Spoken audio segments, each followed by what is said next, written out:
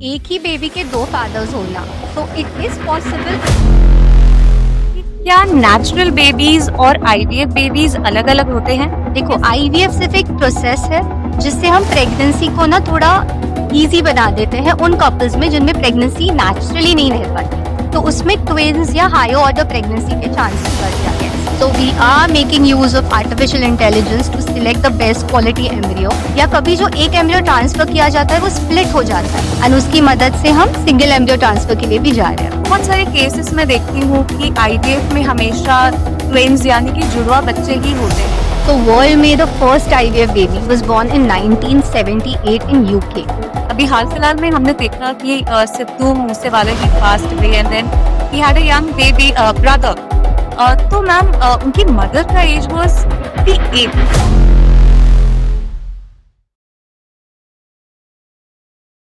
नमस्कार दोस्तों, आज मैं आपके लिए लेकर आई हूँ फर्टिलिटी टॉक्स का एक नया एपिसोड बाय फेमकेयर फर्टिलिटी।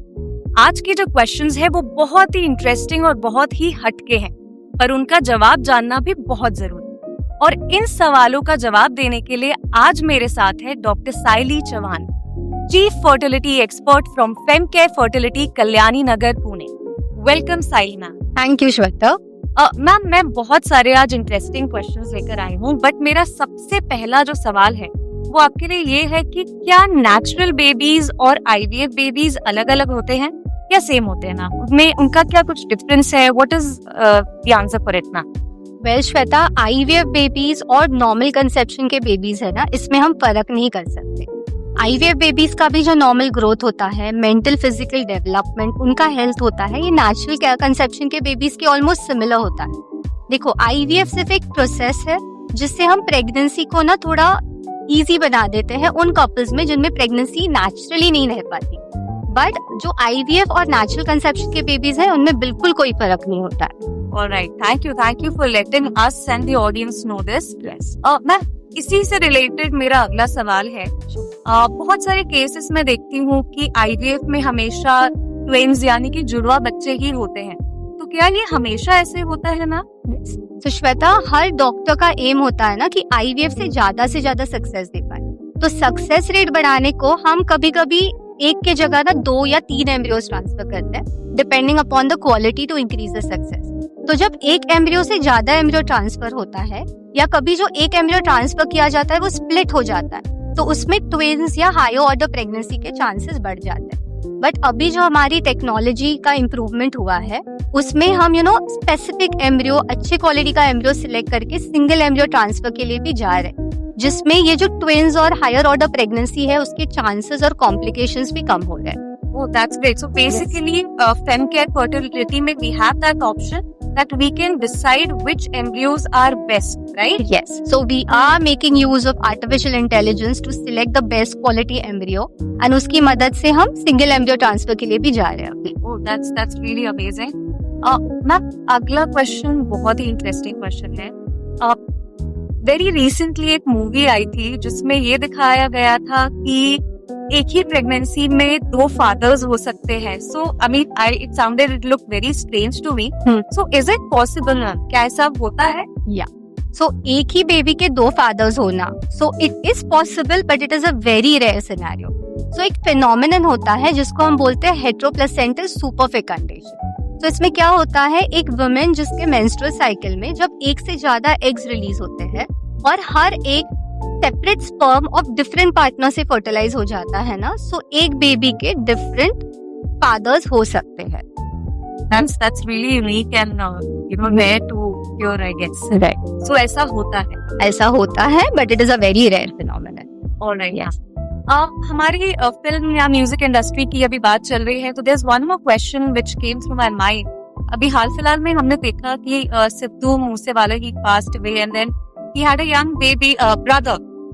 तो मैम उनकी मदर का एज वाज 58, तो ये क्या पॉसिबल है? What are the rules about it ma'am? Is it allowed? या सो इंडिया में जो legal age for going ahead with IVF for females is 21 to 50 years of age and for males it is 21 to 55. सो सिद्धू मूसेवाला के जो parents थे they were beyond this age limit, तो उसकी mother and father दोनों का as 50 और 55 respectively उससे ज्यादा था। बट इनके केस में उन्होंने प्रॉपर जो गवर्नमेंट है उनसे परमिशन लिया, they went to the court, took the permission and then they moved ahead with the IVF process to attain pregnancy. But definitely इनके मदर का एज काफी था, तो शी वाज ऑलमोस्ट मेनोपॉजल, तो इस केस में खुद के एग से तो प्रेगनेंसी हासिल नहीं कर सकते, so they might have gone ahead with donor as an option. So ma'am, मेरा अभी जो सवाल है वो थोड़ा सा हिस्ट्री में जाते हैं।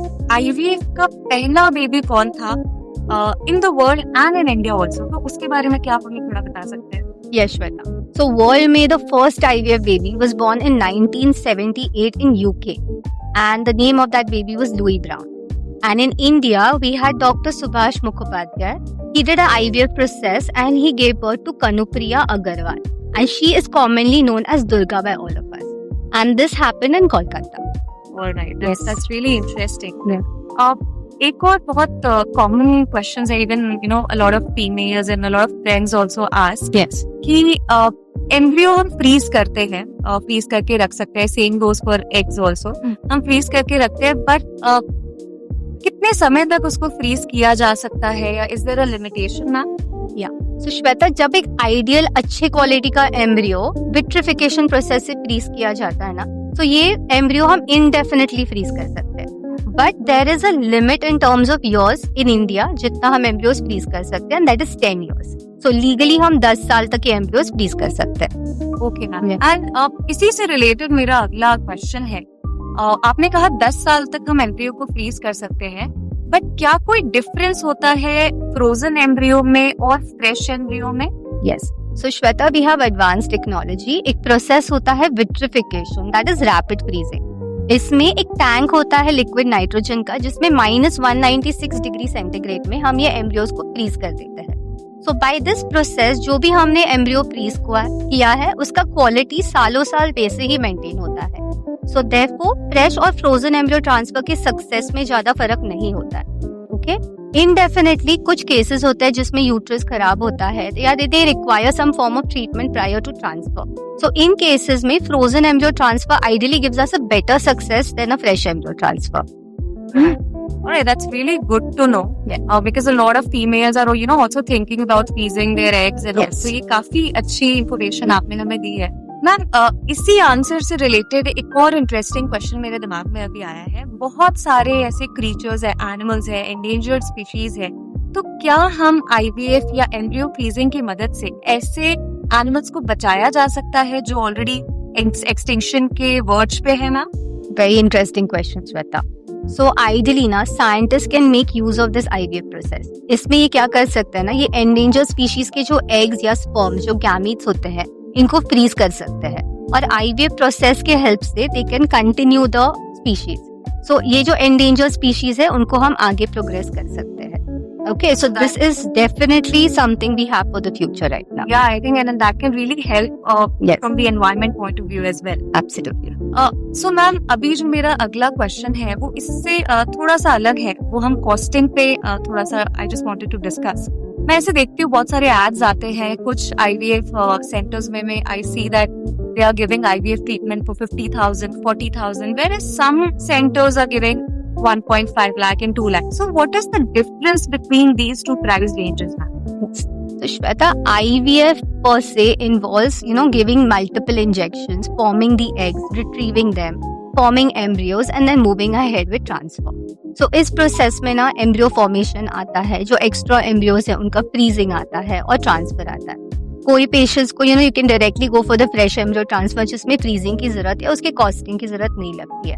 And in some cases you need to go for freezing. Okay, there are some patients जिनका रिजर्व कम होता है या एग क्वालिटी बहुत ही खराब होती है, so we might need to go for even high order injections, जो रिकॉम्बिनेंट इंजेक्शंस होते हैं जिनका कॉस्टिंग डेफिनेटली ये नॉर्मल इंजेक्शन से ज्यादा होता है। So, see, costing is definitely individualized for every patient because उनके लिए protocol, requirement of treatment ये सब अलग रहता है।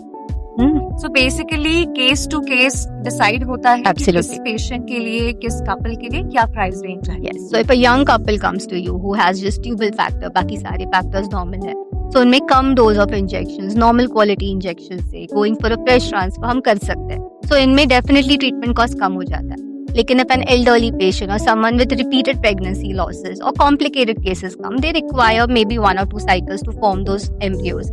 They require freezing, correction of uterus, तो इनमें cost ज़्यादा हो जाता है. Alright, now Yes. I get your point. Ma'am एक और क्वेश्चन है, अगर जैसा हम देख रहे हैं mostly females are also working, lifestyle changes हो गए हैं, people are deciding to marry late, सब थोड़ा सा सेटल होके या may be in their early 30s they are getting married. तो इस वजह से मैं पढ़ रही थी, I was just reading an article, so क्या इस वजह से डिसेबिलिटीज हो सकती है प्रेगनेंसीज में बेबी को? तो क्या इसकी कुछ जेनेटिक टेस्टिंग होती है and do we do that at Femcare fertility? या सो श्वेता, देखो जैसे एज एडवांस होता है ना, एज एडवांस होने पे the number of eggs, the quality of eggs and जो भी म्यूटेशंस की वजह से एम्ब्रियो में जेनेटिक अबनॉर्मलिटी होती है बिकॉज ऑफ एज, सो ये डेफिनेटली इंक्रीज होती है. देयर आर सब सेक्शंस ऑफ पेशेंट जिनमें जेनेटिक अबनॉर्मलिटीज रहते हैं पर से. So definitely in femcare fertility we have all the options of genetic testing available. So age related या कुछ normal genetic abnormalities होते हैं जिसके लिए हम PGT-A कर सकते हैं. जो structural problems होते हैं we also have options of PGT-SR and PGT-M होता है जिसमें single gene defects या कोई metabolic abnormalities होती है. So we have all these options of genetic testing. So we have a highly well equipped lab, highly qualified embryologist जो अच्छे से हमारे embryos बनाते हैं एंड देन फिर उसका बायोप्सी लिया जाता है और उसको हम जेनेटिक टेस्टिंग के लिए भेज सकते हैं. ऑलराइट, सो बेसिकली ये जो डिसेबिलिटीज हैं, ये जो इश्यूज हैं, उसको पहले ही अवॉइड किया जा Yes. सकता है by doing the genetic testing. Yes, basically we can go for initial genetic testing जिससे हमें पता चले कि इन सर्टेन पेशेंट्स की उनका रिजल्ट जल्दी क्यों कम हुआ है या उनमें रिपीटेड प्रेगनेंसी लॉसेस क्यों है. तो ये जेनेटिक टेस्टिंग से we can come to a diagnosis की possibility. Pre genetic assessment of the embryo kind of can give them a higher chance of success. और फिर जो एम्ब्रियोज बनते हैं उनका जेनेटिक टेस्टिंग करके we can give them a higher chance of pregnancy then. Alright, thank you so much ma'am for letting us know about this genetic testing, because I think बहुत सारे parents के दिमाग में ये डाउट्स रहते हैं that they are maybe age ज्यादा है या मे बी ये इशू आए या हो सकता है पहले प्रेगनेंसी में कोई इशू हो तो सेकंड में ऐसी दिक्कत ना आए, तो we can have that option. So definitely if the age is above 38 or more than that, if there is some family history of genetic abnormalities in the baby, or if the patient is having recurrent pregnancy losses or recurrent IVF failure, या कभी कभी हमारे पास बहुत young couple आता है जिसमें egg number या sperm number बहुत ही कम होता है. So these genetic testing is absolutely required for these patients. Alright, that's really good to know information. Wow, thank you so much Dr. Saili, आपने हमारे इतने सारे इंटरेस्टिंग क्वेश्चंस के इतने वेल एक्सप्लेन आंसर दिए, काफी इंफॉर्मेशन और काफी जानकारी हमें मिली है. एंड गाइस, अगर आपको आपकी आईवीएफ जर्नी के रिलेटेड कोई भी सवाल है, कोई भी डाउट्स है, you can always reach out to us at Femcare fertility Kalyani Nagar branch. मैं हूँ Shweta Choubey and I'll come back with another episode of Fertility Talks with Femcare Fertility with lots and lots of more interesting questions only for you. So thank you so much for joining in.